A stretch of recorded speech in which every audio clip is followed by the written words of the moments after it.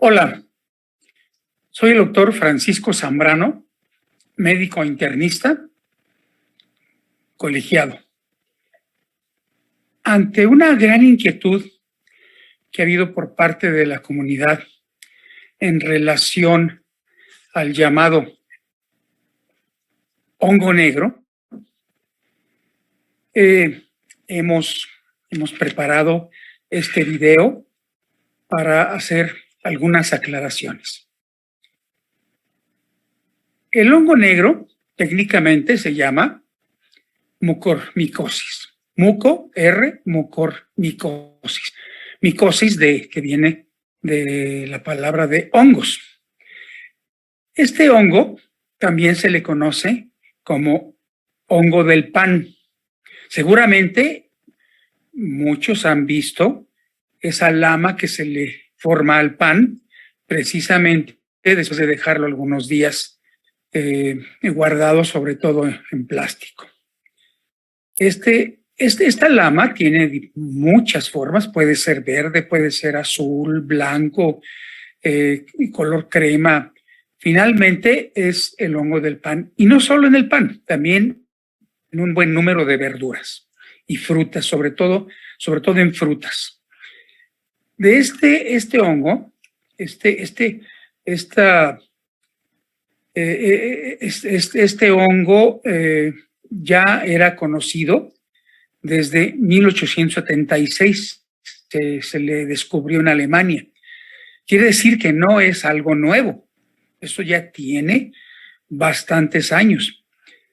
Estos hongos son patógenos, quiere decir que son productores de enfermedad, y son oportunistas, quiere decir que solamente o gran parte de su acción va a ser en personas con un sistema inmunológico debilitado.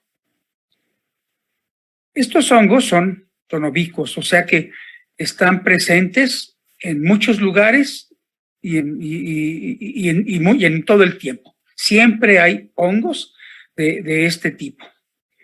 Estos hongos presentan una alta morbilidad, o sea, tienen una alta capacidad de enfermar y pueden ser mortales. Este tipo de hongos se encuentran en la clasificación biológica, es del orden de los mucorales. Entonces vamos a hablar de mucorales. Los mucorales son el 98% de este tipo de hongos que producen esta enfermedad que se llama mucormicosis. Esta es una enfermedad infecciosa, invasiva y grave. Los mucorales más comunes son los de tipo Rhizopus. Eso sí, por lo menos en el área occidental del mundo son los más frecuentes. No se transmite de persona a persona. Eso ya es una gran ventaja.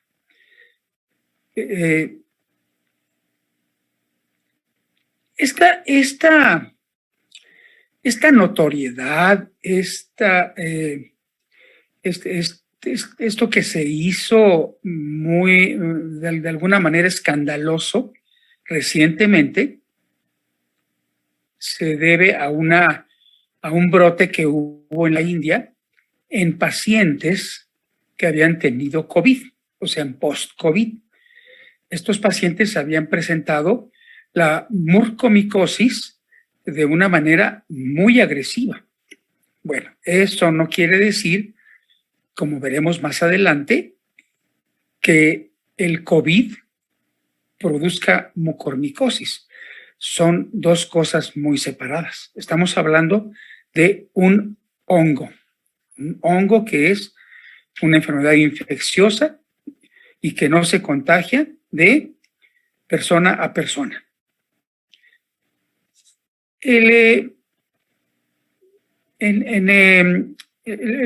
Esta enfermedad se transmite básicamente por la vía respiratoria, o sea, por mucosa nasal y de ahí va a pasar a la nariz y puede llegar al cerebro. La otra vía de contagio, la otra vía de entrada, es la oral, donde va a infectar el aparato digestivo. Una característica de este hongo es que tiene una gran afinidad por las arterias. Recuerden que las arterias son las que llevan sangre oxigenada a todos los tejidos de nuestro cuerpo. Bueno, existen factores predisponentes para que se presente esta enfermedad. No todo mundo la va a adquirir. Habitualmente son hongos que habitan en la naturaleza y que no infectan a la mayor parte de las personas. Entonces, ¿cuáles son los factores que predisponen a que esta infección por este tipo de hongos se presente? El primero, el más importante de todos, es diabetes mellitus descontrolada o descompensada cuando hacen lo que los médicos llamamos cetoacidosis. O sea, eso es un extremo de la complicación aguda de una diabetes. Cuando una diabetes se descontrola y genera cambios en el organismo, cambios en el pH y la persona está grave. Bueno, esa es, incluso es el 85% de las causas de la infección por mucormicosis. El otro factor predisponente es el cáncer hemático, por ejemplo, las leucemias y los linfomas. Otro factor predisponente en menos frecuencia son las enfermedades autoinmunes, llamadas también colagenopatías, como por ejemplo el lupus eritematoso sistémico. ¿Qué otro factor de riesgo es? Bueno, las personas que están siendo tratadas con medicamentos que bajan la actividad inmunológica, que les llamamos inmunosupresores, como cuáles, por ejemplo. En los trasplantes se usan los inmunosupresores para disminuir la respuesta de rechazo al órgano que ha recibido la persona. De esta manera, no se rechaza el injerto o el órgano donado, pero también bajan las defensas precisamente por eso. Bueno, otro factor son los traumatismos. Ya veremos un poquito más adelante qué tipo de traumatismos. Obviamente, si hemos dicho que tiene compromiso en los pacientes o en las personas con la inmunidad disminuida, entonces en aquellas personas que tengan la inmunidad disminuida de principio, como por ejemplo en el VIH. Otros son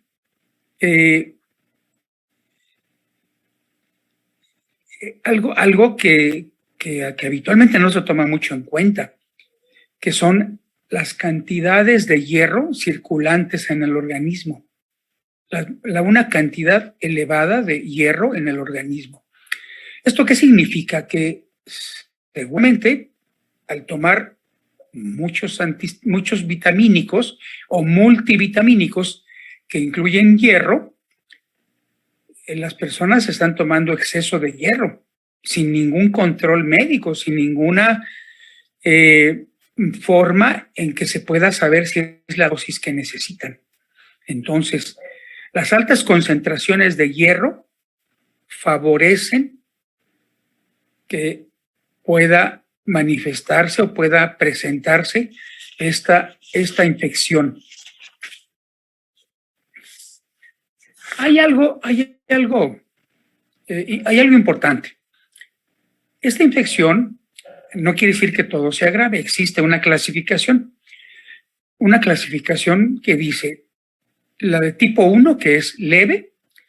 Los cuadros presentan sinusitis, presentan alguna infección de senos paranasales, y si esto se detecta a tiempo, no progresa y se puede curar absolutamente sin ninguna secuela.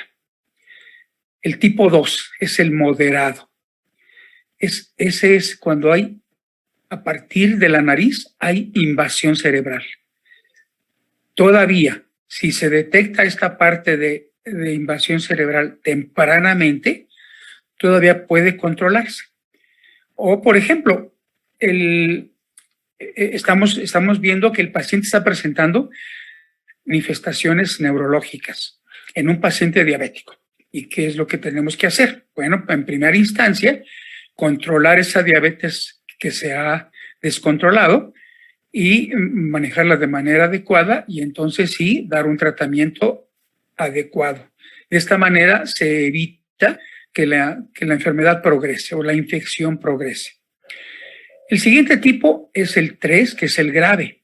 Aquí ya hay una franca invasión cerebral. Esto ahí es de mal pronóstico y la mortalidad es alta. Entonces,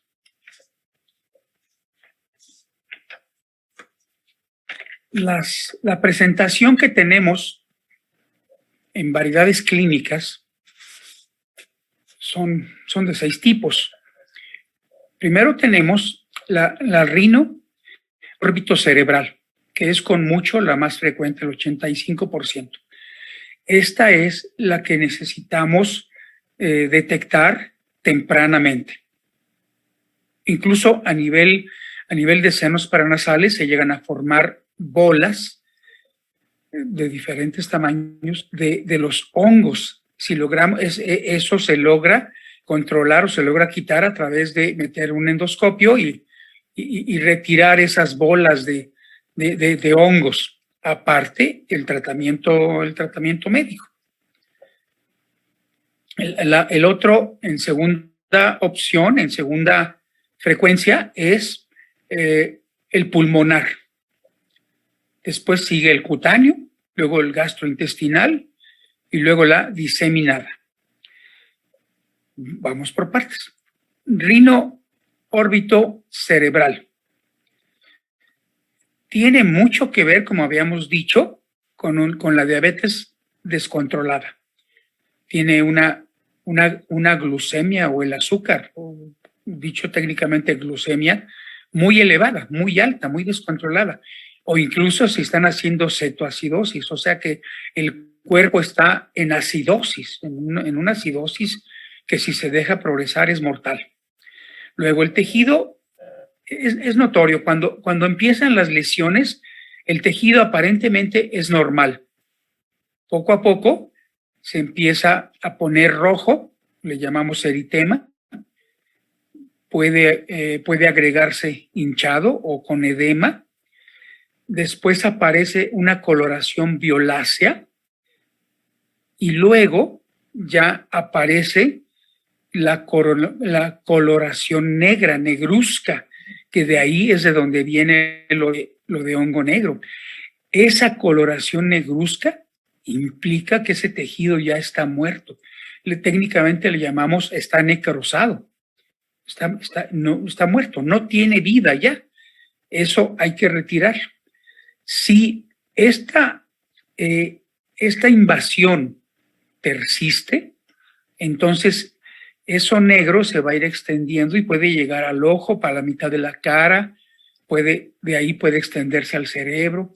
Entonces tiene que ser un tratamiento de urgencia, totalmente rápido, y tiene que detectarse de una manera inmediata para iniciar el tratamiento de manera urgente. Bueno,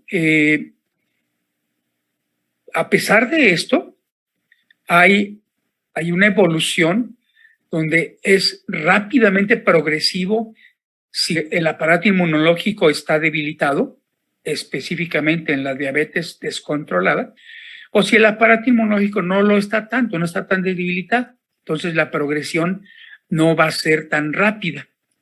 Bueno, eso es en relación al ritmo órbito cerebral. Tenemos la otra manifestación, la pulmonar. Esa se ha visto que es más frecuente en los pacientes con leucemia que están en quimioterapia o en pacientes que han recibido trasplante de células madre de tipo hematopoyético. Ese es otro factor de riesgo. ¿Y cómo empiezan? Bueno, no es nada característico. Tienen falta de aire, o sea, disnea, tienen tos, tienen dolor en el pecho, dolor torácico, que no nos indica específicamente de qué se trata. Esto pueden expresarlo muchas otras enfermedades.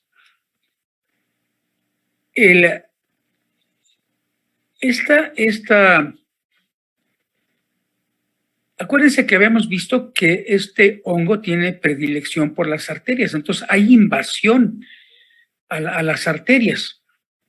Y entonces por dentro empieza los tejidos necróticos o tejidos negros o tejidos no funcionales o tejidos muertos.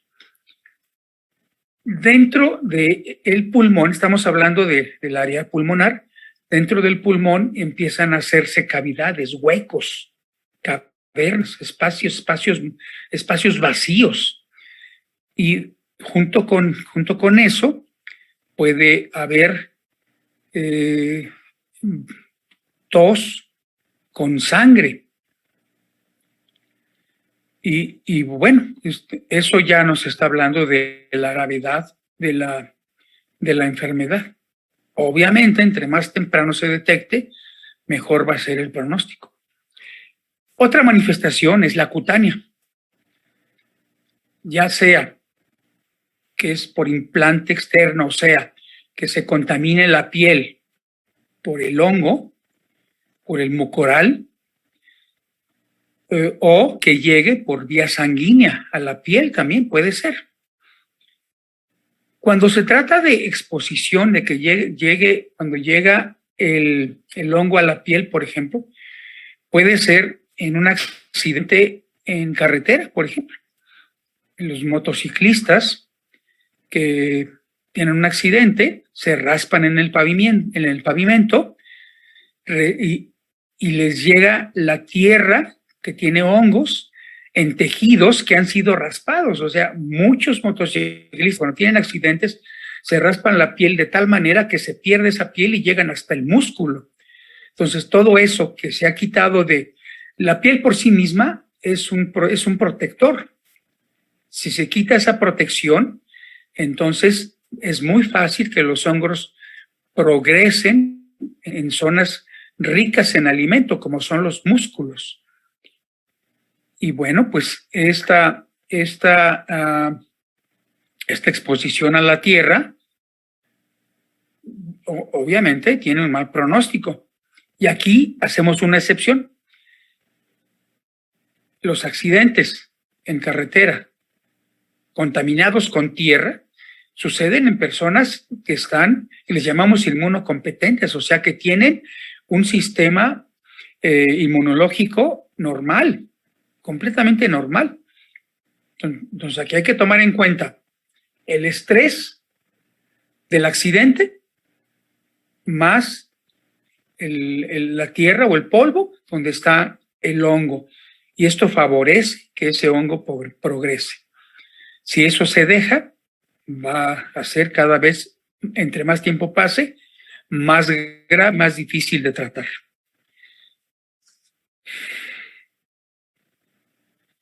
Cuando no se trata, bueno, pues penetra músculo, penetra por abajo de los músculos y puede llegar hasta huesos. Ya la cosa está grave.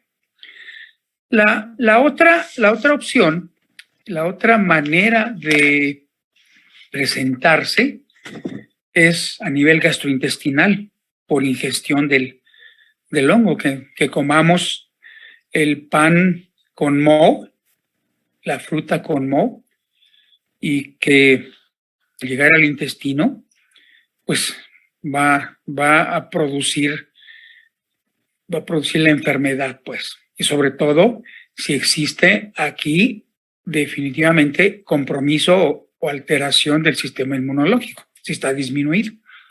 Y bueno, las manifestaciones les llamamos inespecíficas, o sea, no se refieren específicamente al hongo, porque hay dolor en el abdomen, hay distensión del abdomen, o sea, se sienten inflados.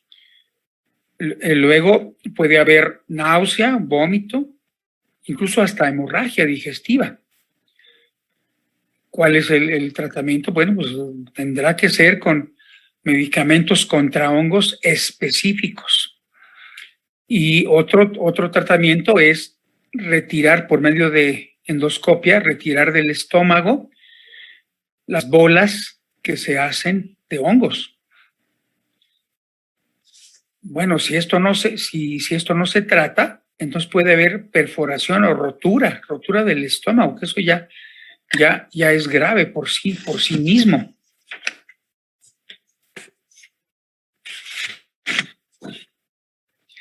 El otro punto es la diseminada. La diseminada, obviamente, es por vía sanguínea, o sea, a través de la sangre que corre por todo nuestro organismo. Y esa principalmente se parte o viene del cerebro. Acuérdense que entra por la nariz, se continúa al cerebro y del cerebro se difunde o se generaliza o se llega a todo el organismo a través de la sangre. Eso es, pues obviamente es un pronóstico muy malo. Ahí tiene que darse el antimicótico, o sea, el antihongo, antihongo específico. No cualquier antihongo puede funcionar. La otra característica clínica le llaman diversas, o sea, puede afectar directamente el mediastino, o sea, la parte del medio de donde está el corazón, toda esa área alrededor del corazón puede infectarse la tráquea, los riñones o la parte interna del abdomen, la parte que le llamamos el peritoneo. Incluso se han dado casos de piezas dentales, cuando hay maniobras por los odontólogos, retiro de piezas o infección de alguna pieza que ha estado por mucho tiempo cariada, que no se atiende y puede llegar a producirse esta extensión de la infección o esta diseminación de la infección. Otro punto. El hecho de que se empiece a dar antimicóticos, o sea, medicamentos contra los hongos, que se dan antimicóticos de los habituales, de los que se usa para el pie de atleta, o que se usan para este tipo de hongos, incluso para la monilia, por ejemplo. El usar ese tipo de antimicóticos resulta peor para la mucormicosis, porque entonces esta se exacerba. Tiene que ser un tipo de antimicóticos muy específicos que solo se usan en hospital y por personal calificado. Bueno, entonces tenemos aquí pues un panorama que va a depender de la prontitud en la atención, en el diagnóstico también. Ahora, como hemos visto, la mucormicosis es una infección por hongos que nada tiene que ver con el COVID, específicamente con el SARS-CoV-2. O sea, no, absolutamente. Es totalmente fuera de contexto. No tienen por qué relacionarse. No tienen por qué relacionarse como causa-efecto. Veremos ahora qué pasa. Vamos a hablar un poco sobre los coronavirus, para después relacionarlos. Los coronavirus no son unos virus nuevos. desde los años 60 del siglo XX ya se habían detectado, solo que no se les dio importancia porque producían gripas leves, producían diarreas leves que se curaban solas. No había mayor trascendencia, no había mayor problema que hacer. Era dejarlos que solitos se curaran y que la persona mejorara de manera espontánea. ¿Qué pasó después? En el año 2002, específicamente en noviembre de 2002, hubo un cambio, una mutación de esos coronavirus. Entonces apareció el virus que le llamaron SARS. Después ya se le agregó el SARS-CoV y el SARS-CoV-1, porque fue el primero en aparecer. Este SARS-CoV-1 tenía la característica de que era muy virulento, producía mucha enfermedad y gran mortalidad, pero era menos contagioso, bastante menos contagioso. Tan es así que se extendió a 26 países del mundo. En total, en el mundo con esa epidemia, hubo 8,000 casos, se reportaron 8,000 casos finalmente. De esos 8,000 casos en el mundo, 774 fallecieron. Específicamente en Estados Unidos se reporta que solamente 8 fallecieron.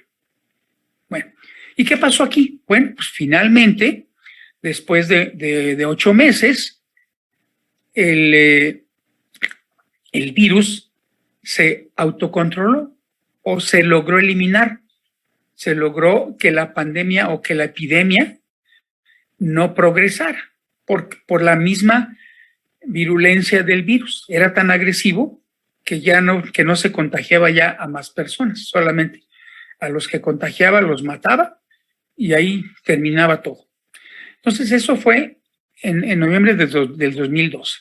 Luego, en el 2002, ¿verdad? Luego, en el 2012 apareció otra variante, otra cepa del coronavirus que se llamó MERS, que quiere decir síndrome respiratorio de Oriente Medio. Esto se detectó en Arabia Saudita. Fue mucho más controlado, era muy virulento, bastante más, pero poco contagioso. Entonces, en Estados Unidos, por ejemplo, se reportaron 2 casos. Y aquí fue donde se habló por primera vez de una zoonosis. ¿Esto qué quiere decir? Que son enfermedades transmitidas a los humanos a través de animales. En esa ocasión se relacionaron a los camellos. Los camellos les transmitieron al hombre ese coronavirus. Bueno, finalmente, otra vez, ese coronavirus se pudo autocontrolar o se pudo evitar que progresara al resto del mundo. Después ya sabemos la historia de diciembre de 2019, aunque realmente este SARS-CoV-2 empezó a tener manifestaciones clínicas, como ustedes saben, desde octubre del 2019, solo que se detectó hasta diciembre de ese mismo año. Y ya lo conocemos, es altamente contagioso, incluso las variantes que han aparecido, incluyendo la Delta, han tenido una contagiosidad tremenda. Como ya sabemos, la cantidad de muertos que ha habido, eso ya es del dominio público, y sabemos que por ser una enfermedad que es altamente contagiosa y que mueren un menor número de personas, un menor número de personas en relación a la población en general, a la población del mundo, comparada con otras enfermedades como los infartos del miocardio, la diabetes, por ejemplo. Solo que las personas que no mueren o las personas que contraen esta enfermedad tienen un sufrimiento terrible, porque son personas que se están ahogando de manera permanente. Y además algunas van a dejar secuelas. Entonces ustedes valorarán si es importante o no evitar que esta enfermedad se siga propagando. Ahora, ¿qué relación tiene el SARS-CoV-2 o ya la enfermedad que es la COVID-19? ¿Qué relación tiene con la mucormicosis? Bueno, la mucormicosis es si recuerdan lo que platicamos al principio, ataca a las personas con baja inmunidad. ¿Y qué es lo que hace? ¿Qué es lo que sucede en el COVID-19? Ataca la inmunidad, baja las defensas. Es tan terrible esta enfermedad que ataca todo el organismo, todo. O sea, donde haya unos arterias, donde haya vasos sanguíneos, allí va a actuar y se va a expresar malignamente este virus. Entonces, si en la COVID-19 tenemos baja en la inmunidad, ¿qué pasa? Que está siendo un terreno fácil para que se infecte con el hongo. No todos, como ya habíamos visto, no todos se infectan con el hongo. Bueno, espero que haya quedado una explicación clara. Espero haber sido suficientemente explícito y les deseo pues que tengan un gran cuidado todavía, un mantenimiento de la protección, el distanciamiento, el cubreboca o el cubrebocas nariz y el lavado de manos. Un saludo de parte del Colegio de Medicina Interna de México, quienes estamos preocupados por la difusión del criterio médico, de la educación médica para la comunidad. Hasta luego.